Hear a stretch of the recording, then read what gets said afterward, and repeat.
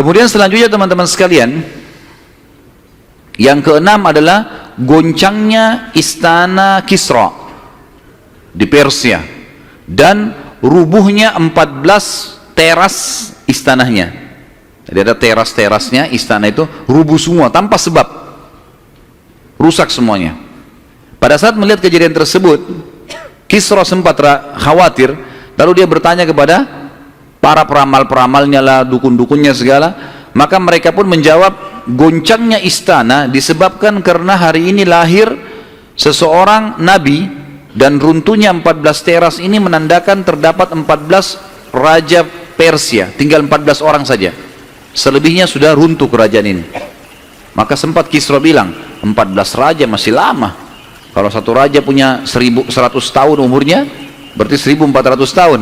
Tapi tanpa disadari oleh Kisra, para ahli sejarah muslim menukil, tanpa membenarkan ramalan ini ya, kita bukan membenarkan, karena ramalan itu semua kalaupun bertepatan karena mereka mencuri, syaitan mencuri berita dari langit, bukan karena mereka tahu, sebagaimana dijelaskan dalam ada hadits Nabi SAW. Dan ternyata setelah Kisra, yang pada saat Nabi SAW lahir itu ada, anak-anaknya berselisih pendapat, dan dalam waktu 4 tahun saja terjadi penggantian 10 orang Kisra, mati semua, saling membunuh satu sama yang lain. Dan puncaknya yang terakhir adalah yang ke-14 meninggal di zaman Umar radhiyallahu anhu, pada saat Umar menembus wilayah Persia. Yang ketujuh, padamnya api sesembahan kaum Majus. Jadi ada api yang disembah di beberapa titik di negeri Persia. Dari mereka buat api besar, dan api itu selalu disembah, tiap hari mereka sembah. Pada saat Nabi SAW lahir, api itu tiba-tiba mati, dan mereka berusaha menyalakan, tidak bisa, selamanya mati. Sampai Persia pada saat itu, seluruh Persia yang menyembah api, apinya mati semua, nggak ada. Mereka mau coba nyalakan, sampai runtuhnya di zaman Umar bin Khattab, nggak ada api mereka. Nggak bisa lagi mereka nyalakan api untuk disembah ya, nggak bisa lagi mereka nyalakan. Setiap kali di wilayah Persia dinyalakan api, mati, padam. Mereka cuma pakai masak, misalnya di situ padam, nggak bisa sama sekali. Yang kedelapan, hanyutnya air sungai Sawa. Sungai Sawa ini teman-teman sama dengan sungai Gangga sekarang di India. Di kultus dianggap ini sungai apalah, keramat lah dan seterusnya, gitu kan. Maka orang-orang Persia meyakini sungai Sawa ini adalah sesuatu yang luar biasa. Kalau ada yang mati, mereka bakar, lalu mereka lempar debunya di situ, airnya diambil, dianggap suci, apalah segala macam. Subhanallah, karena sungai ini selalu ditaruh tumbal segala macam. Waktu Nabi SAW lahir, air sungai ini hilang, nggak ada airnya sama sekali, kering. Sampai sungai Sawa dilupain udah, nggak ada lagi sungai. Namanya memang sungai Sawa. Yang kesembilan, dan ini agak sedikit kita jadi beratkan, adalah kisah Halimah As-Sa'diyah. Tradisi orang Arab dulu teman-teman sekalian, terutama orang-orang Quraisy, setiap bayi lahir selalu dititipkan untuk disusui dan dibesarkan selama 2 tahun di luar kota Mekah, tepatnya di padang pasir. Ada alasan kenapa mereka titipkan anak-anak mereka ke padang pasir sama orang-orang Badui. Yang pertama, agar bahasa Arab fusha anak-anak mereka terjaga. Apa itu bahasa Arab fusha? Bahasa Arab ada 2 macam. Ada bahasa Arab fusha, bahasa aslinya bahasa Arab, dan itu Al-Quran dalam bahasa fusha. Kalau kita belajar bahasa Arab di pesantren atau di kampus-kampus, bahasa Arab yang dipakai bahasa Arab fusha. Dia punya grammar rapi, gitu. Ada bahasa Ammiyah, yang kedua, bahasa pasar. Ini bahasanya dialeknya berbeda-beda, Mesir berbeda, Tunis berbeda, Saudi berbeda, dialek bahasa pasarnya berbeda. Dan ini tidak punya grammar, lebih teracak. Ya mungkin kalau dalam bahasa Inggris dari Inggris sendiri, negeri Inggris dengan dari Amerika, agak berbeda, grammarnya lebih rapi, gitu kan. Tapi kita tidak bahas masalah itu tentunya. Yang jelas orang-orang Quraisy untuk menjaga bahasa fusha, maka mereka menitipkan anak mereka ke Badui, karena orang Badui masih pakai bahasa fusha. Sementara penduduk asli Mekah pada saat itu sudah sering berlalang jemaah haji. Jemaah haji ini dari berbagai wilayah. Makanya kita temukan bahasa Arab yang kalau tanda kutip ya, yang paling kacau itu bahasa Arabnya orang Mekah sampai hari ini, karena bercampur baur antara bahasa Arab dengan bahasa Urdu dengan bahasa Indonesia, dengan campur-campur. Jadi kalau kita ngomong sama mereka tuh nggak jelas kadang-kadang. Memang orang-orang Mekah dikenal begitu, karena memang campur baurnya jemaah haji ini. Karena mereka nggak bisa bahasa Arab, mereka pakai bahasanya. Jadi orang sana terpaksa belajar bahasa Persia, belajar bahasa Melayu, belajar macam-macam. Seperti itulah. Nah, dari zaman dulu memang orang-orang Quraisy sudah khawatir dengan itu, perubahan bahasa. Yang kedua, alasannya kenapa anak-anak mereka dititipkan di padang pasir, karena sisi kesehatan. Padahal zaman dulu belum ada seperti kita ya, masalah kimia-kimia dan segala polusi udara masih belum ada. Tapi orang-orang Quraisy sudah berpikir itu. Anak-anak mereka ditinggalkan di padang pasir untuk menjaga kesehatan tubuh mereka, karena makanannya alami, gitu kan? Hewan-hewan yang langsung disembelih, langsung dimakan, susu kambing yang diminum, memang sehat.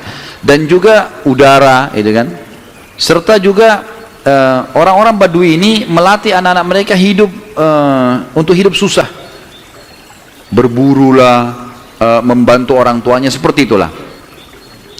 Nabi SAW pada saat lahir, secara kebetulan wanita-wanita Badui dari suku Sa'diyah kebetulan memang terkenal suka menjual jasa susu ini. Banyak ibu-ibu mereka, wanita mereka yang baru melahirkan, air susunya banyak, mereka pun pergi ke Mekah atau ke kota-kota lain nawarin jasa. Ada yang mau nggak titipin anaknya 2 tahun, kemudian nanti bayar upah gitu. Bisa orang tuanya datang mengunjungi, nanti balik lagi. Pokoknya anak-anak ini dijamin dijaga. Dan suku Sa'di ini terkenal suku-suku orang-orang yang amanah. Maka orang tidak ragu nitipan anaknya. Datanglah beberapa wanita dari Sa'diyah, diantaranya Halimah. Halimah Sa'diyah ini bersama dengan suaminya bernama Harith. Mereka sama-sama rame-rame datang, dan kebetulan kehidupan Harith dan Halimah ini pas-pasan. Orang miskin lah. Di rumahnya itu bangunan tua, ada seekor unta yang kurus, dan ada 2 ekor jantan dan betina kambing, tapi dua-duanya juga kurus, tidak produktif lagi. Dan Halimah dan Harith punya anak banyak. Mereka hanya mengadu nasib pergi ke Mekah. Saat tiba di Mekah, mereka kelilinglah nawarin jasa. Biasanya kalau sudah datang wanita-wanita ini, orang-orang ibu-ibu Mekah pada datang nih, tawarin anaknya dan seterusnya. Mereka keliling-keliling, semuanya menawarkan diri kepada orang-orang kaya karena akan dibayar. Dan pada saat mereka melewati Nabi SAW, mereka menolak, karena pada saat itu mereka tahunya Nabi SAW tidak memiliki ayah. Abdullah meninggal waktu umur 6 bulan. Siapa yang mau tanggung nih? Abdul Muttalib waktu itu betul Raja Mekah, tapi Abdul Muttalib ini sibuk membiayai jemaah haji ya, dan memang tidak bisa. Intinya orang-orang perempuan-perempuan saat dia tidak mau menerima Nabi SAW. Semua bawa anak, mau pulang ke kampungnya, tinggal Halimah yang tidak dapat. Lalu suaminya bilang, si Harith, hai Halimah, coba seandainya kamu ambil anak yatim itu, siapa tahu baik buat kita. Maka Halimah pun mengatakan, baiklah, daripada kita pulang dengan tangan kosong, lebih baik kita ambil. Subhanallah, begitu Halimah pegang Nabi SAW, di situ terjadi keberkahan. Waktu datang ke Mekah, Halimah menunggangi keledai, keledainya kurus sekali dan selalu lambat di belakang, sampai teman-temannya Halimah kayak ngolok-ngolok, hai Halimah cepatlah, keledaimu melambatkan kami gitu. Dan keledai-keledai yang lain bisa 2 orang naikin, keledai Halimah nggak bisa. Jadi Harith selalu megang saja talinya gitu. Waktu dia mengambil Nabi SAW, kejadian aneh yang pertama, yang unik, bukan aneh tapi unik ya, pada saat itu adalah keledainya Halimah tiba-tiba jadi kuat. Dan pada saat Halimah naik, karena tidak bisa dikontrol, maka Harith pun naik di atasnya, di keledai ini, dan larinya kencang sekali, ninggalin teman-temannya. Sampai teman-temannya Halimah bilang, hai Halimah, itu keledai tadi yang kamu pakai ke Mekah. Dia bilang, iya, tapi kita nggak bisa ngontrol, ini lari kencang sekali keledainya. Lalu kemudian pada saat tiba di sana, Halimah memiliki tadi saya bilang seekor unta betina yang lemah. Tiba-tiba saja waktu tiba di rumah dilihat untanya gemuk. Ini baru 2-3 hari ditinggalkan, nggak ada yang urus, gemuk sekali untanya. Dan tiba-tiba saja unta betina itu punya kantong susu yang penuh, sehingga Halimah sama Harith memerahnya, dan setiap habis diperah penuh lagi. Biasanya unta butuh makan, minum dulu baru penuh, ini enggak, setiap habis diperah penuh lagi. Dia minum dengan anaknya, dengan istrinya si Harith ini, dengan Halimah minum, kemudian anak-anaknya, dan bahkan sempat dibagi-bagi ke teman-temannya, tetangganya, karena penuhnya. Setiap diperah kasih lagi, penuh lagi, begitu terus. Ya.